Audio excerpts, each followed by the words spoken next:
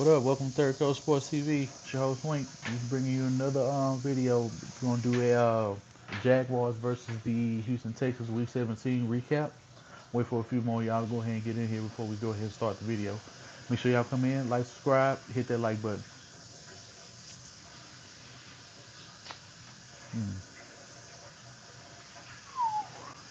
Back it up right there. That should be good. Clutch Gaming, what's good? Yeah, all y'all should be flying back in here from the last video, so I don't want to hear no, oh, I ain't get the notification shit. Y'all was all in the last video. I need all y'all to come back to this video right here. D-Lo, what's good? Roman, what's up? Already, man. I appreciate y'all coming through once again, man.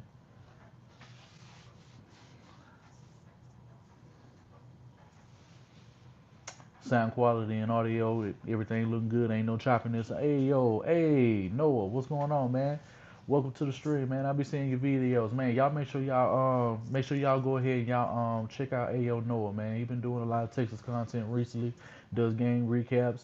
You know, he'll put up highlights and things of that nature. Put up interviews from the Houston Texans. You know, he's a fellow Houston tuber. So y'all make sure y'all go support him, man. He's on Twitter as well. If y'all not subscribed to him, go ahead and click his profile while y'all in here. And go subscribe to that man. Make sure y'all hit that like button and subscribe. Wait for a few more of y'all to come on in here. Because there was a lot of y'all in the last video. So we want that again. Kick off the new year real nice.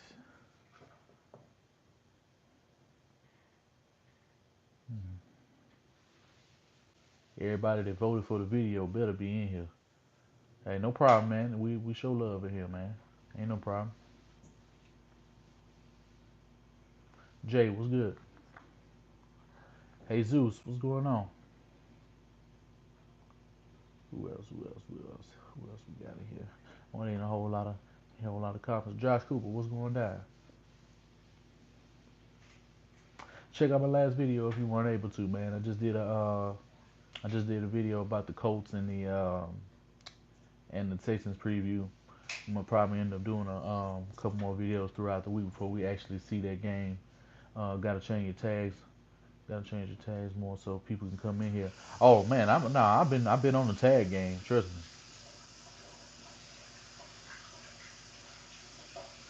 Trust me, I already got that down. It's still on Texans versus Jags. Yeah, this video is about the Jags and the Texans. I didn't do a recap video. Like I'm saying, I just finished doing a video um, just a few minutes ago for the Colts and the Colts and the Texans. Yeah, I didn't do my recap. That's why I'm doing it right now. It was a fan poll. Everybody voted, so they wanted me to hear my thoughts about this video. Seth, what to do? Wait till we get a few more of y'all in here. Y'all make sure y'all hit that like button and see it's like 13, 14 of y'all up in here. Is it dropping off? Like, how is the connection? Because I see a few of y'all dropping off. I don't know what's going on. I don't know why I do it. Like, I even see that, like, when they be on Honcho streams, it'll be, like, real high, and it's, like, people really viewing it, but then, you know, the damn people viewing drops off for some reason. I don't know why the hell they need to fix that. You seen AB interview? No, I've been seeing a lot of people talking about it, though. What are you talking about? Because, I mean, people are saying, like, he won out of Pittsburgh. Unless he directly said that, why are people putting words in his mouth? Connection's good? All right, cool. It's good. I don't understand why so many people talking about he want to be traded, he want to be this, and he want to be that, bro. Like, he's a product of Big Ben Roethlisberger. Like, why would he want to do that to himself? If it weren't for Big Ben Roethlisberger, it would be no Antonio Brown, and that's a fact. So why argue and why try to get away from the team that bite the hands that feed you? They the ones gave you the contract.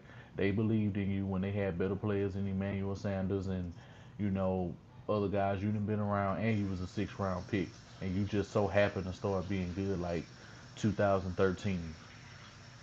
That was like your breakout season, 2013, and on back. So I don't understand why you would want to do that. Steelers allow entirely too much fuckery. I think if they would have checked a couple of situations and they would hold Big Ben Roethlisberger to the same shit because he snitch on dudes, he be telling on dudes, and that's the reason why Antonio Brown do. And shout out to Fitz Vegas because he ended up making that point. If y'all know who Fitz Vegas is, then y'all know who I'm talking about. He did a video earlier and he was talking about how toxic the organization is from the Roonies all the way down because they commend the shit that goes down. So it goes from the Roonies, it goes down to the coaching staff and the GMs. And they never check this situation, like the fact he can go on Facebook Live and all of that little shit and do videos after the game. They don't have no true leaders. You got Big Ben who think he can blame everybody when he playing bad. This bitch throw five interceptions in the game, but then he want to blame the receivers. He want to blame the offensive line. He want to blame the defense, but nobody checks him on it because he's the quarterback. You know what I'm saying? But then when Antonio Brown does it, then they want to blow it all into a big skeptical. When at the end of the day, he's only doing what's been allowed from the Steelers from the get go.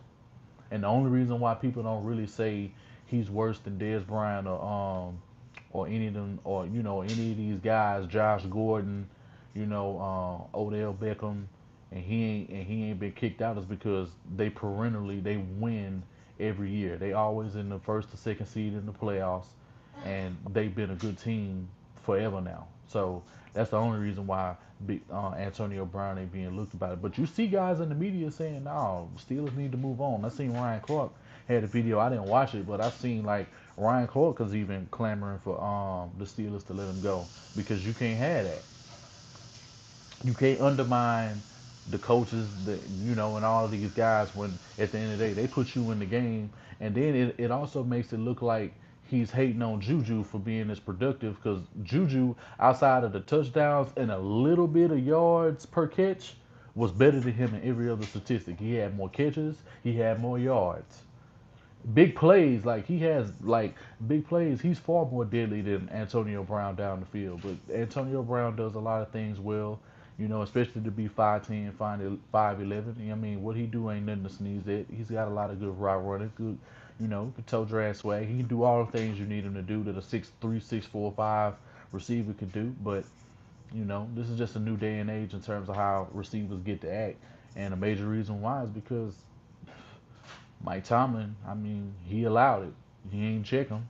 But then when he does check him, now it's a problem because he didn't want to play him in a game. What you thought was going to happen. That was supposed to happen.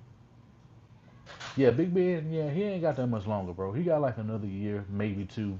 And you never know with him because he be switching it up during the season. Oh, I don't know if I want to play anymore. Then when they go on a run now, he want to play again. You always notice, Big Ben always want to call it quits when they losing. You notice that? Like every time they start losing, every time the team is in a funk, and then when they overcome, well, I always knew we could do it. I mean, you know what I'm saying? Like the dude is a true fuck boy. You know what I'm saying? So don't even. We're not even gonna concern ourselves with him because we've been spending entirely too much time talking about the Steelers, in the stream, and it's about the Houston Texans. So let's go ahead and get into the recap for last week of how we beat the brakes off of the Jacksonville Jaguars. Um, that was how this team was supposed to play. I know the score was a little low, it was 20-3, but the fact that you allowed just 10 points on the season to a division rival speaks volumes. And especially after they weren't really able to stop you from doing too much. We had some injuries, we had some things we did, but honestly, we could have drove the score up longer than we did. But I know a lot of people didn't like the way that Bill O'Brien called the end of the game, how he had Deshaun Watson at the end of the game. I loved it. I applauded every minute he stayed in. He wasn't taking no punishment. He wasn't taking no big hits. Um, he was able to run. He was able to throw. He didn't break the record. He tied the record. He didn't break the receiving record, and he missed the receiving record by 7 yards. Andre's highest was 1578, and he tied him in catches for 115 on the season, and that was what Andre had did in the 12 season. You know what I'm saying? But he's been killing them in the touchdowns since like 2015 because the highest total that Andre ever got when he was played for the Texans was 9 touchdowns in the season. Which is pitiful. Considering the fact of how you know precious he was to the team, and all you could get this man was 9 touchdowns. You never gave him no red zone production. Between the 20s, the dude was phenomenal. So I don't understand why he didn't have more touchdowns than he did. But that's not to negate the point that DeAndre Hopkins is a phenomenal player, and there's no better replacement that I'd love to have than DeAndre Hopkins. He was the perfect player in the perfect position to be on the perfect team to fit his skill set, and I'm glad we got him on our team. But let me shout out to Houston B. Shout out to H-Town Sports 96. We don't need a Rusty Watson heading into the playoffs now, and I don't think he can get Rusty off even if he would have had a bye week. I think he would have did everything to maintain being active. Um, we better beat them Colts. Well, yeah, we better, because if we don't, it's over. How you feel about Hopkins not breaking? I don't feel no kind of way about it because he got more than enough time to do that, and he's playing with a much better quarterback. So that's gonna end up happening one day. I see it. I see it. If the right season, if you got the right weapons, and if the offense is prolific enough, look at what DeAndre Hopkins just did on the season where his quarterback came off an ACL tear, starting 0-3, and the man he finished first in converted first downs at 81. That's a stat that nobody's talking about. I looked it up the other day. Um, he finished the season. He had one more first down. The dude who came in first, he had 81. Julio had 80. Outside of that, everybody else was like 69, and so he was like way ahead of everybody in terms of converting first downs than anybody in the season. He had what 1,572 yards. He had 115 catches. Only three people finished higher than him, and like he was the best wide receiver hands down on any football team this season. I know people see the 1,600 yards from Julio, but Matt Ryan gets him the ball. He makes sure he throws him the ball, and he's a major reason as to why they win games because he may not get you all the touchdowns, but he puts you in a position where you convert first downs in order for Matt Ryan to be throwing the ball to various options that they have on their football team. I think the major reason why they were in the position they have, of course, Devontae Freeman went down. Tevin Coleman was in and out of the lineup. Their defense got hurt. You saw them injuries they had game one against the Eagles. That was a crazy game. I watched the game live and I was just like, damn, this is a crazy game. All those yards and no playoffs for Julio. Exactly. So who's really the better receiver? I mean, let's just call it what it is. I mean, I love his speed. If it wasn't for the fact of him being 6'4" and he didn't have 4'4", 4'3" speed, nobody would be talking about Julio Jones as a better option. The only reason why they shit on DeAndre Hopkins is because he don't run a 4.3 or 4.4. If he ran a 4.3, if he was as fast as Will Fuller, nobody in the league would be talking about a receiver better than him. People still trying to hang on to Antonio Brown, bro. He's outclassed Antonio Brown in back-to-back seasons, and he did that last year with a plethora of quarterbacks thrown to him, including Deshaun Watson, and still had the production that Antonio Brown would never have when he had Michael Vick and he had old boy, what's it from Oklahoma throwing him the ball. I forgot his name. Landry. Yeah, we all know Antonio Brown ain't that dude. And he didn't drop the ball not once this season. Come on, bro. You name me one receiver who's caught that many balls in any season in the NFL and had zero drops to show for it. If that's not the best receiver in the league, I don't know what to tell you because if he ended up winning a Super Bowl this season, which is very possible, I'm not counting my boys out. I picked him before the year to go to the Super Bowl against the Vikings. The Vikings didn't show up because I figured maybe if they picked up Kirk, they would have a much better out. That didn't happen. Zimmer, they got problems over there, and they got a lack of consistency on defense from what I'm hearing. So, there's reasons as to why that didn't happen, but the show goes on. The Houston Texans still got a chance, regardless of how slim it may look to fans, to pundits. It's still a chance. We don't know. Crazier shit has happened. I mean, I'm not gonna sit here and just bring up like the Giants being 9-7 and 10-6 and them wild cards, and then they played their way up. I mean, this isn't the same type of team, but I mean, the same type of situation could end up happening. And what would that be? Lo and behold, the Houston Texans would have the only team to go 0-3 to win the Super Bowl with Deshaun Watson, a dude coming off an ACL tear, who supposedly takes too many hits and isn't accurate from what people were saying before he was drafted. Yeah. But on to this Jacksonville game. Shout out to Myron Benson. I see you, bro. Homicide nigga. I see you in here too. Jesus. Jay, I see you. Yeah, salute to all y'all. But the Hopkins best receivers debate will be squashed once they see him in the playoffs with a legit compare. Exactly, man. That's all it's gonna take. All it's gonna take, and he's been productive in the playoffs thus far anyway. When he's gone to the playoffs, he's played well in the playoffs. So I'm not worried about that. And what corner on any team is going to stop DeAndre Hopkins from shining? Not one. Not one. Now, Jalen Ramsey couldn't do it. Patrick Peterson couldn't do it. Man, take care of your business, man. You don't owe me no. Hey, I appreciate you coming through. You go ahead and take care of your business. I'll still be here. Yeah. It makes absolutely no sense that this is even really a debate. He makes the most phenomenal catches, and people love saying that DeAndre Hopkins isn't flashy, bro. His catches are flashy as fuck. What are you talking about? The shit he does on the sideline, how he's skying over dudes, how he's boxing out dudes in the red zone. Like, man, I can just go down the line. Tre'Davious White, he got the business in the red zone. He got gloved on. The dude from the Jets, Claiborne, he didn't want no problems. Come on, Jalen Ramsey. We done seen that time and time again since Jalen Ramsey got drafted by the Jacksonville Jaguars. That ain't changed.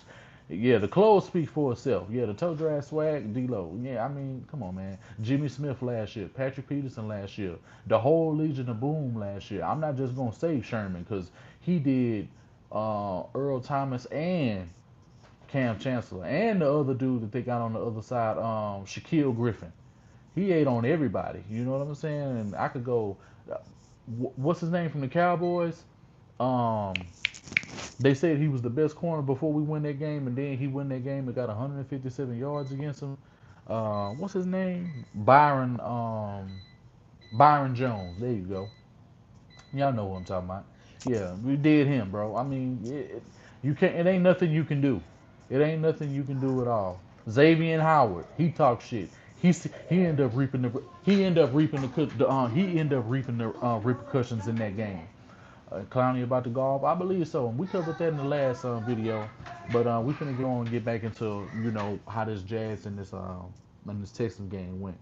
Right out of the gate, I knew when DeAndre Hopkins when he touched the ball and the way that he was moving, even though that they didn't come out with a score on that first drive, and then when they got the ball back and they scored that field goal, I knew it was gonna be a long game for them because they were converting too many third downs right off the rip, which hadn't been happening in the games prior. I think we had like 26, 28 first downs the last game, and that was against the Jacksonville Jaguars. And this is why I'm saying third down is going to be so critical for us going into the playoffs. But I addressed that in my last video. Make sure y'all go check that out. You really, really have to take in consideration how this team is going to end, what they were doing to keep these guys off of their rocker. They knew they couldn't really key in on, they knew that Jacksonville was not good against mobile quarterbacks, and we exploited that. We exploited a weakness, and the fact that Bill O'Brien showed you that this team could exploit a weakness, it was no reason for anybody to say that he was conservative and that he did this and he did that. No, give Bill O'Brien his credit. He had them dudes spread out. He was motioning. He played aggressive the whole game. The fact that he had Deshaun Watson until the very second, until the time was over, man, spoke volumes. That just means he believes in his team. That meant he wanted to keep his foot on their neck, and he was showing that he ain't gonna have no mercy for no team going into the playoffs. And when you go in against a division rival before you end up facing another division rival in the playoffs in round one, hey, that's something to keep your eyes out. That's something to keep your eyes open for.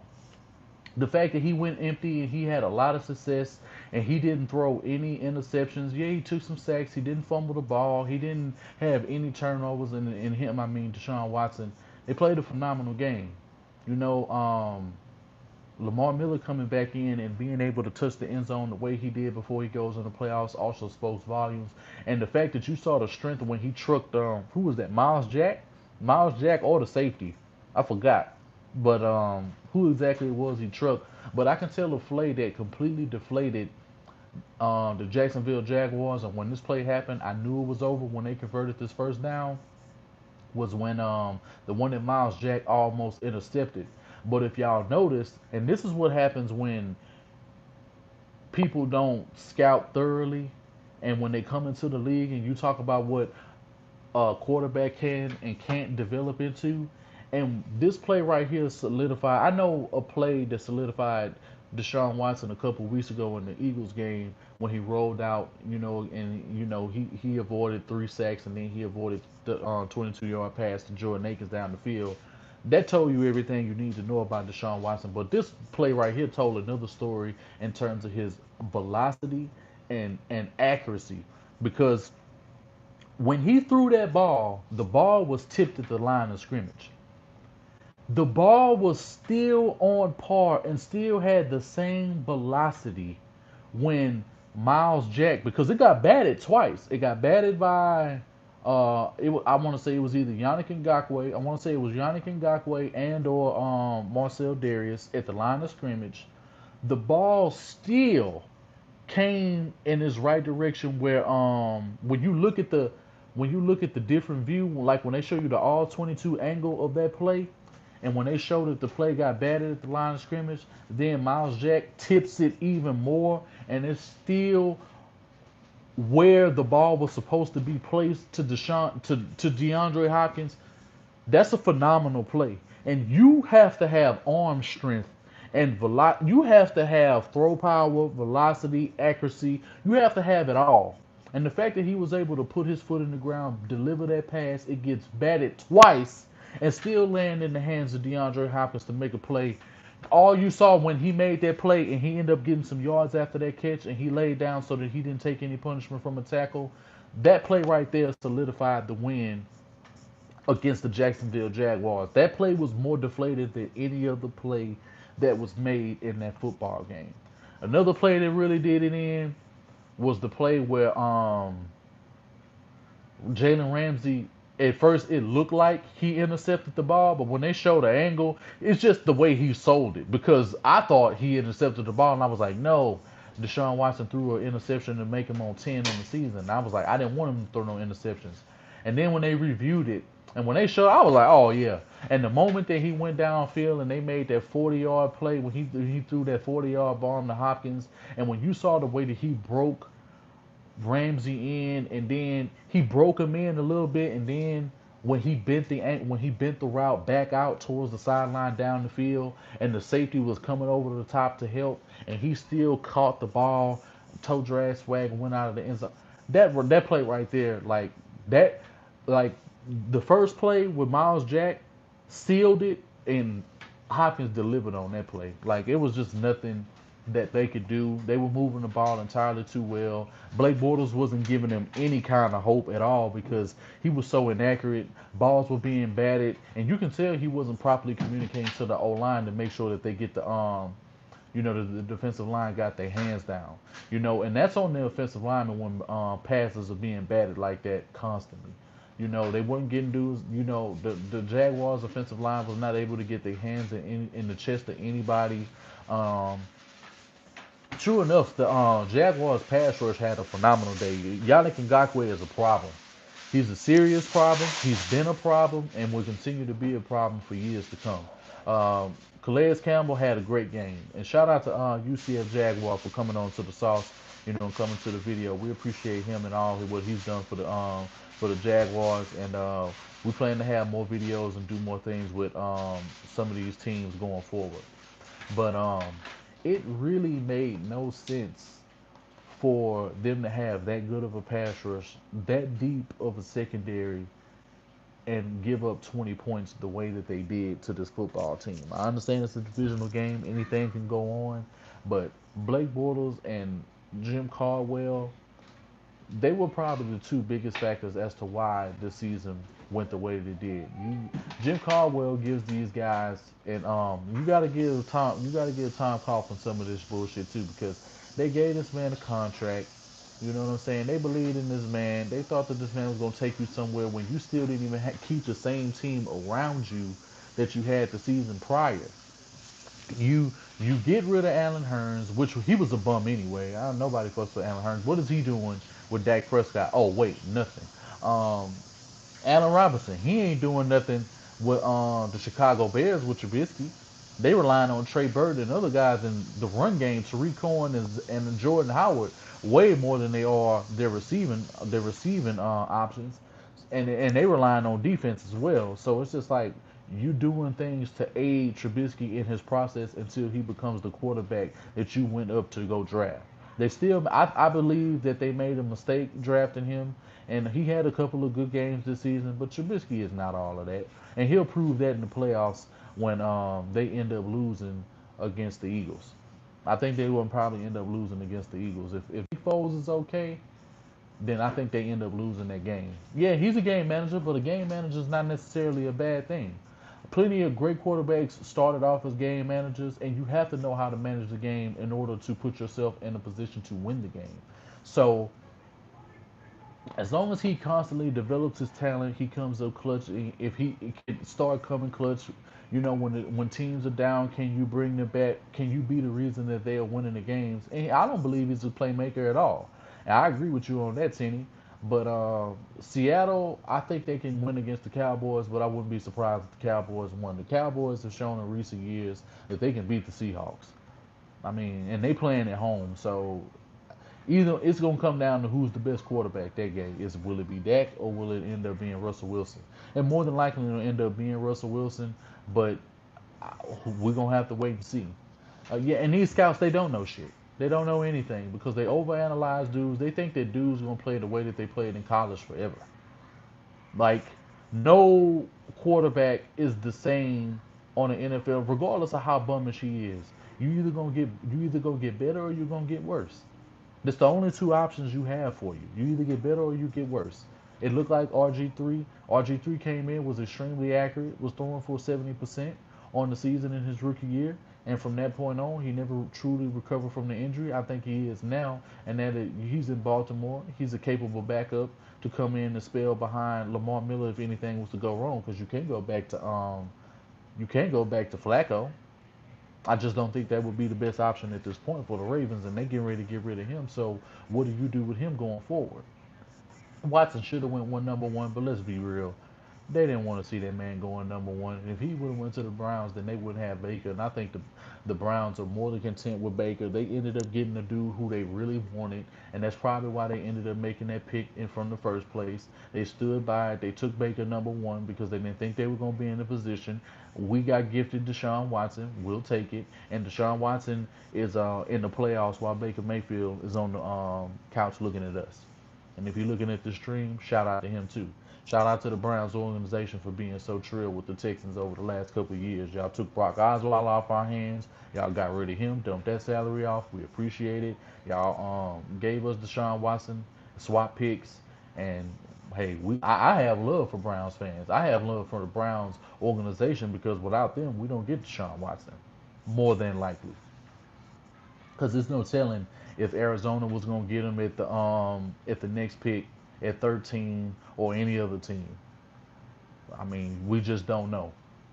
Both organizations got both play exactly. Everybody, I think everybody wanted. Yeah, everybody won in the long run, and on top of that, the Browns still got accumulated picks. So as long as they GM start making the right moves going forward, you build more offense around them, and you show up a couple of things on defense, get them some corners. I see no reason why they won't be a perennial um, 10-win team going forward over the next few years. The only people who are gonna be in their way is the Ravens. I mean, the Cincinnati has entirely too many things they need to take care of. They need a head coach. They need a new quarterback. They need this. They need that. They got too many things they have to fix. Just like the Jaguars. The Jaguars offensive line will end up being good next year because a lot of those guys will be coming back from injury. You could probably still shore up the offensive line, in some areas for depth. But in terms of your quality starters, that you don't have to worry about. Um, you might have to end up replacing a defensive tackle. If you end up letting Malik Jackson or somebody like that go, who's to know? Who knows what y'all gonna end up? They gonna end up doing with Miles Jack. If they're gonna end up signing to a contract or you can restructure Tailman or whatever the hell y'all gonna do, who knows? Y'all not already cut Barry Churchy, but y'all already 30 mil over the cap, and you're about to end up letting Blake Bortles go. And then you're about to let Fournette go because you done already done some fuck shit with him in terms of his contract and how they did Fournette was dirty when he wasn't even an impact in the game. But because he's talking to TJ Yeldon on the sideline, it just goes to show you that this football team, the GM, and everybody is on board with fucking over players whenever they get a chance. And this is what I'm saying. Jaguar fans think that they're going to retain um, Jalen Ramsey, I don't see it. For one, you ain't gonna have the money to do it. Two, is he gonna want to be there? And three, if he entertains and he says he wants out, he doesn't have to accept anything from y'all. You can try to give him a franchise tag. You can try to give him an absorbent amount of money to keep him. But why would you want to put yourself through stress like that on the only first round pick that you've hit on over the last 12, 13 years. He's the only quality player that they drafted in the first round who means a damn. Leonard Fournette, bro, that's already in shambles. If it wasn't, then why would the GM already rescind the contract and take away $7-something million of his guarantees because he doesn't believe in him? They didn't want him from the get go. And I believe this season, David Caldwell is not going to be in a position to really make any true decisions going in the first round or beyond because he's already shown his inability to be productive. David Caldwell single-handedly has brought down the Jacksonville Jaguars with some of these moves that they made, and it's a shame. You had a team that was pretty much built up. If you would have got a quarterback, could you imagine if Lamar Jackson was on this Jaguars team, the way that he's playing, and they pretty much run the same style of football. So him being on this team, on the Jaguars team, which I'm glad he didn't go on, would have been murderous. Man, that would have been a sight to see them having a quarterback like that. But it looks like they're taking their time. If they get a quarterback like Haskins or whatever one of these guys is coming out in the draft, yeah, I'm glad they didn't either. Who's to say? Who's to say that the Giants keep Eli? Who's to say that Joe Flacco won't go to the Ravens? Who's to say someone finally gives Colin Kaepernick a chance? I mean, I'm just saying, you never know. I don't know why they drafted Taven Bryan. Me either. But hey, I'm glad they out here wasting picks. They only make it easier for us. We make better picks. We already got our quarterback of the future, and he's on a cheap deal already. You already have phenomenal talent that you can already add to bolster this lineup, get this line right. If we end up getting a line like Andrew Luck has right now, Deshaun Watson will probably win like 3, 4 Super Bowls in a row. Because if he has the time to make plays, how are you going to stop him? How are you going to stop his? How are you going to stop him? How are you going to stop DeAndre Hopkins? How are you going to stop Lamar Miller, Foreman, or whoever else runs the football adequately on this football team, and you bolster that up? The only thing that can end up hurting this team going forward is health. Health has been the factor for this football team for quite some time now, and the Jacksonville Jaguars know what it feels like to have some of your best players, at least on the offensive line, and a couple of receivers. Outside of that, nobody on their defense who's worth a damn went down. Besides Boye. Boye was in and out of the lineup, but y'all was still second in pass defense. Y'all still were a top unit in points allowed and total yards and shit like that. Y'all was still one of the top teams. They still one of the top defenses, even with all of that. So Jags fans have no reason to be talking about they know what it's like to have injuries, bro. We had 28 people on IR last year, including our quarterback. One of our best receivers was in and out of the lineup. You didn't have anybody behind Will Fuller, once he went down, that you could rely on. Bruce Ellington was not getting it done. You couldn't rely on C.J. Fedora, was he was hurt the whole season. Griffin was in and out of the lineup. Steven Anderson was in and out of the lineup. The offensive line was getting hurt. The D line was hurt with Covington, White, and Merciless. Dylan Cole went down. Like J. Joe and Kareem went down at certain points in the season. Like it was just too much, and we had horrendous safety play. So nobody could say they went through what the Houston Texans went through last year, because you not the Jaguars don't get a pass with that, because regardless of all of that, you still didn't have a team on offense that you could win with. Fournette was never the answer. He was never going to be able to do nothing against the Houston Texans is concerned. Maybe against the Colts or the Titans, he ain't fit to play well against us. He got off against us that one game and he got 100 yards off of 20 something carries, and that's going to be his only game against the Houston Texans ever that he'll end up getting 100 yards. He'll never get 100 yards against us ever again. He'd be close to he'd be thankful just to get to 90 against us, and that's a feat in itself. You know how many court running backs this year like was held to under that this year? Just about all of them. We didn't allow a 100-yard rusher either. Not that I remember. Jags needs to get Foles. Man, hey, if they get Foles, that'll be a great move. But who's to say, because they're going to have to show up the running back and the receiver position, that's going to be an overhaul. That will mean the first 4 or 5 of their picks is going to end up having to be offensive players. You're going to have to spend that much. You have to get, because, I mean, can you really rely on Marquise Lee when he goes down? Can you rely on Chark's hands? You're gonna need some possession receivers. You're gonna need somebody that has Will Fuller type. You're gonna need somebody that can stretch the field along with Marquise Lee and D.D. Westbrook. I think if you keep those two and you have somebody that can be a nice playmaker underneath, because they need a solid slot receiver who can stay healthy. And if you can't find one, then that's going to end up hurting your offense. And then they have to get a new offensive coordinator. They already in shot for that. So it's no telling how the chemistry for the Jacksonville Jaguars is going to be next season going forward. I'm not going to say it's going to be negative, but I'm not going to say it's going to be positive either. You have to wait and see. And until we wait and see and we get a snippet of how the chemistry is going, and plus Blake Bortles, you can't even truly get rid of him right now, because he's going to set you back and put you in an even bigger hole with having dead money left on your books. Do you want to ride it out another year with Blake Bortles and then cut him once next year is over, and then you can kind of get your cap back up? That would probably be the best option, because you put yourself in a situation, especially the only thing that they can help them out right now is if they traded Leonard Fournette. They took some of that money, you already rescinded some of it, so now you can go in, go get the quarterback you want, develop him, play him during the season if you want to get rid of Blake Bortles, which is the best option. Let your new quarterback play throughout the season once Bortles stinks it up in a game or two, and do what we did with Deshaun Watson and just let him take the wheel. Because at this point in time, um, you can't depend on him, and you can't depend on their front office to make the best decisions for that franchise going forward.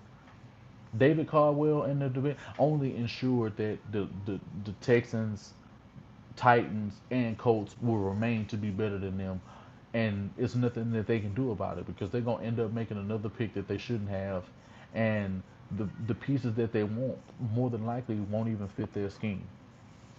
So it's a shame the Jacksonville Jaguars were bad this year, because I want them to be good. We noticed that when the Jaguars were good, that the whole division was being talked about. I don't know why they have to be the ones to garner any respect for the AFC South, but hey, it is what it is. If you the more people in the division who have quarterbacks who can play, why not? I mean, this would be the best young division in the league going forward for years to come if the Jaguars finally end up getting a quarterback, because Marcus Mariota is not going to take the Tennessee Titans nowhere. I've been telling Titans fans this the last 24, 48 hours. I'm still in comment sections going back and forth, dudes on Sports Fan Entertainment and various channels where I talked about the Titans getting waxed by the Colts. And dudes are still making comments and they talking about Deshaun Watson and this and that. And I'm putting all these dudes in their place when they on the couch looking at us and they hoping that the Colts end up beating us. Because if the Colts don't end up beating us, what else are they going to have to rely on? Maybe the Patriots or some other perennial team that they couldn't beat? Yeah, Mr. 12 touchdowns and 10 picks. Like, get out of here. He was 13 and 15 last year. His best stat line matches Deshaun Watson in his second year. That both of these quarterbacks both had identical touchdown interception ratio at 26 and 9 in their second season. But Deshaun Watson had 550 yards with 5 touchdowns on the ground. So, and he had a 68.3 passer rating on the season. The man was throwing 73% down the last 8 to 9 games. Deshaun Watson led the league. I think the last 9 games. I want to say I just seen this video or art or something saying that down the stretch he threw for 73% down the league, and that's why I said before the season that he would throw 70% on the season. I was damn near right. I was damn near correct, but nobody could ever say that Deshaun Watson is not a phenomenal quarterback. The fact that he went from 61, 62% throwing completion his first year to go to 68%. Who else made a serious jump like that in their first season going into their second season coming off an injury, started off 0-3 to go 11-5 in the playoffs? Like, who's done that? Nobody. Because if this video makes it to anybody, and if you get it to 40 minutes and 20 seconds where I just made this point, nobody else is going to say no other quarterback in the league in history has ever done that.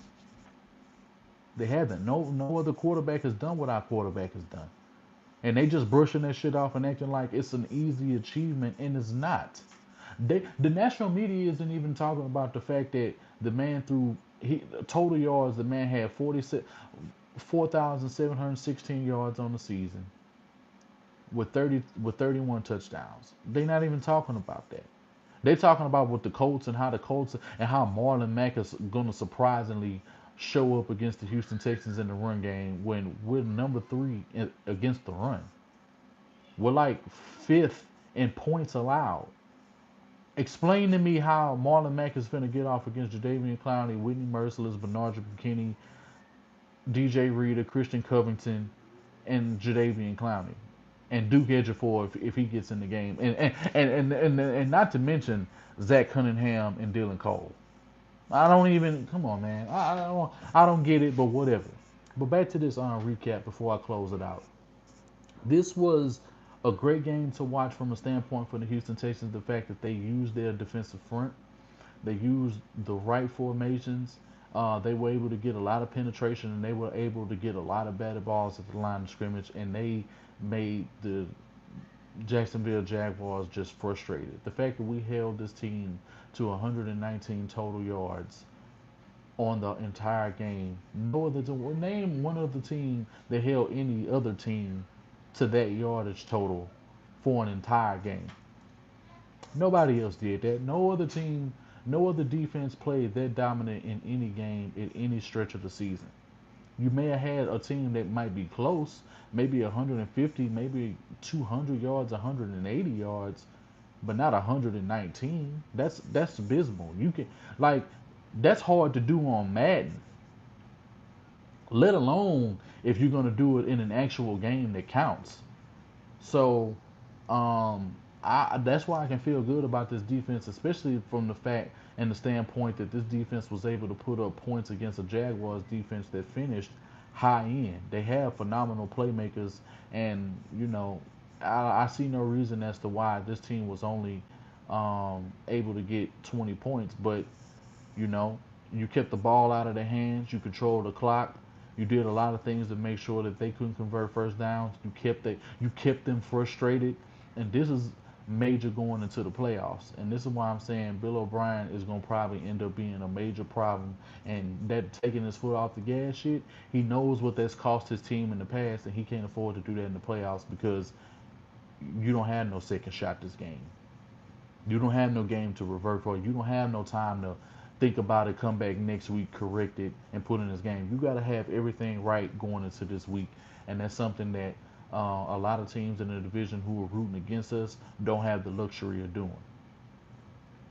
So that's pretty much it for this video. I'm gonna go over some of y'all comments real quick because I just been talking and I haven't really acknowledged what y'all been saying. But you say Josh says it's funny how the media says the Texans don't play anyone but any other team. They don't realize we beat division leaders already. We didn't beat teams that's 10-6. We beat two 10-6 teams that's in the playoffs. We just beat a 9-7 team who just got bounced out of the playoffs. We just beat a hot quarterback in what they claim Baker Mayfield is at 7-8-1. Who else did we beat? We beat the Redskins. We beat the Miami Dolphins. Before last week, they were still in contention for a playoff spot, which is ridiculous. Um, we beat the Denver Broncos, who were a tough team. We went against the most legitimate defenses all season, and more often than not, Deshaun Watson and the rest of the team showed up against every last one of them. The fact that we were coming out of games, regardless of how they looked, regardless of what we had to say when them games happened, they won them games, they closed them out, and they've been in playoff mode since the time that they won their game until now. Because every game from week 4 till week 17 counted, and these dudes made it happen. And the fact that they came off of a team, they just went from 4-12 to 11-5 in one season with a quarterback coming off of an ACL tear. But somehow that's not special in the eyes of the media. But it is to Houston Texans fans and anybody who really watches football. If you really watch football and when you know how to put things in a proper perspective, it's always easy to point out how special something is and isn't. Unpopular opinion, Watson takes a sack on purpose not to force the ball. Well, yeah, I mean, you got to do that sometimes anyway. You got to do that sometimes anyway. I mean, why would you rather throw the ball down in coverage or throw the ball where it can potentially be fumbled? You lose field position, and you give the ball in the play, and you don't want that. Yeah, Ebron was the one who got the Colts offense rolling, which opened up exactly. Without him, they don't even have a lot of this shit ain't even shit. Winking them with this fact. Luck had his first win against us since 2015, so I'm not worried. Exactly, man. The man couldn't even beat a team that had Brock Osweiler at the quarterback. I'm just saying. I'm just saying. So we're not gonna act like Andrew Luck hasn't had some problems with us, and we the only team who can consistently beat the Colts on every other season, every season, and we beat Andrew Luck, not his backups. Yeah, but I'm getting ready to go ahead and bring this video to a close. Finna get ready to eat some food, man. I appreciate everybody who came to the stream. Make sure y'all share this video. Um, make sure y'all come through the streams, man. We appreciate all you guys' support. To hit that like button. You guys do tremendous things for us, and we happy that you guys are helping us grow and get the respect that the Houston Texans, this fan base deserves, man. So applaud yourselves for coming through on these videos, showing love. Um, just spread these videos, man, because you keep doing that, and the shit grows, and we love having y'all a part of it. So welcome to the Third Coast. I'm your boy Wink, signing off.